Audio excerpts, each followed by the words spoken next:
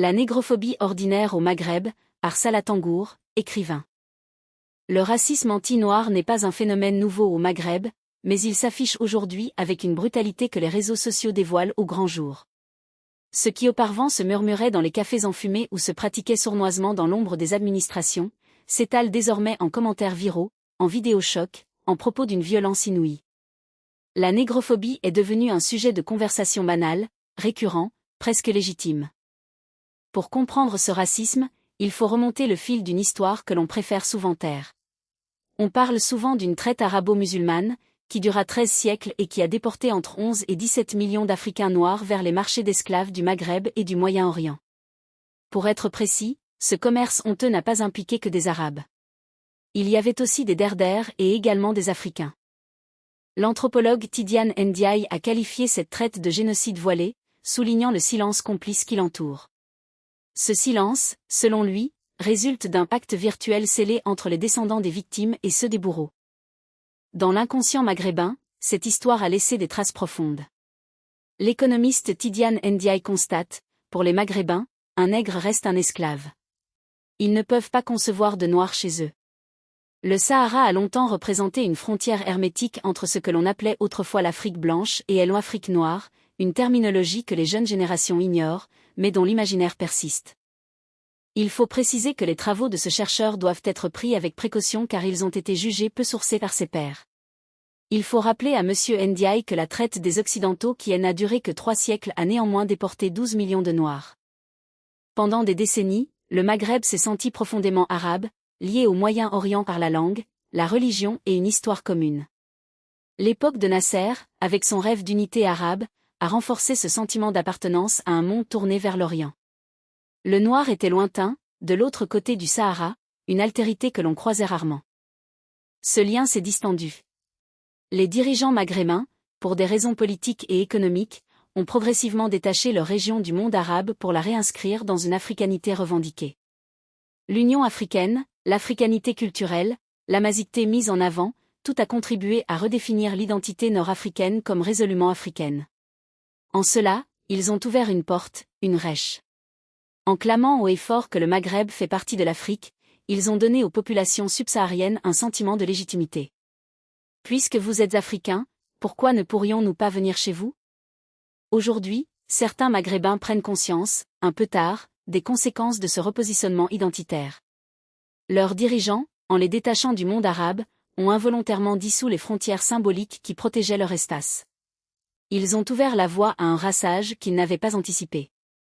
Ce qui attise aujourd'hui la haine anti-noire, au-delà des considérations politiques ou économiques, c'est un tabou plus profond, le brassage ethnique. Dans les sociétés maghrébines, l'idée que des Noirs puissent s'installer durablement, fonder des familles, et surtout épouser des femmes maghrébines est vécue comme une transgression insupportable. L'honneur masculin, dans ces sociétés, est étroitement lié au contrôle des femmes. Or, de nombreuses femmes maghrébines n'hésitent plus à proclamer leur attirance pour les hommes noirs, ce qui est perçu par une frange importante de la population comme une humiliation, une trahison, une atteinte à l'intégrité du groupe, voire à leur virilité. Les réseaux sociaux amplifient ce phénomène, transformant des unions privées en sujets de débat public, en scandale, en offense. Ce sentiment de frustration est d'autant plus vif que les Maghrébins, émigrés en Europe, ont souvent été confrontés au rejet des populations locales, y compris des Noirs. Ils ont connu la discrimination, la marginalisation, le mépris. De retour au pays, ou depuis leur pays d'accueil, ils observent avec une amertume mêlée de colère que les Noirs, qu'ils considèrent comme leurs inférieurs, occupent leur pays et séduisent leurs femmes. Ce racisme, diffus, longtemps contenu, trouve aujourd'hui une caisse de résonance sur les réseaux sociaux. Les commentaires haineux, les vidéos de violence, les appels au rejet des Noirs se multiplient.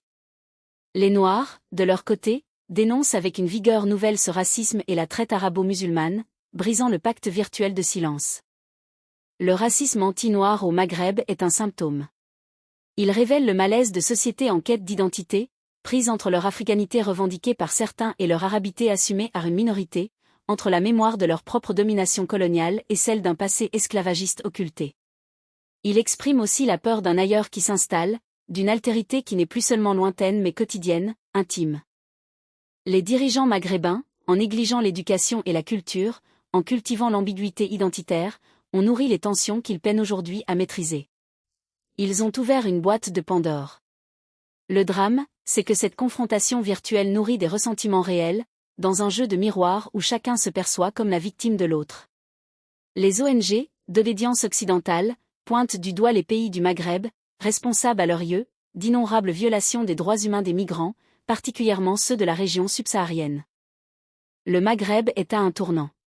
Il est urgent que ces populations prennent conscience que leurs dirigeants, en attisant les divisions entre les pays de la région, en les éloignant du monde arabe auquel ils appartiennent culturellement, et en ne considérant que le seul aspect géographique de leur identité, ont transformé peu à peu une société arabo-maghrébine en une société exclusivement africaine. De plus en plus d'habitants du Maghreb ne se reconnaissent plus dans cette nouvelle société qui se dessine sous leurs yeux. La diversité, certes, implique le respect. Mais elle n'oblige pas à fusionner. Le Maghreb doit apprendre à cohabiter avec l'Afrique subsaharienne, tout en conservant le droit de contrôler ses frontières. Si l'Europe ne veut pas des migrants, le Maghreb ne doit pas être un deuxième choix. C'est en posant des limites claires, en affirmant sa souveraineté, en renforçant son unité, que le Maghreb pourra véritablement combattre le racisme et la xénophobie. Sans cette fermeté, il risque de voir sa société se disloquer dans un rassage subi, et sa culture s'effacer sous le poids d'une africanité qui n'est pas la sienne.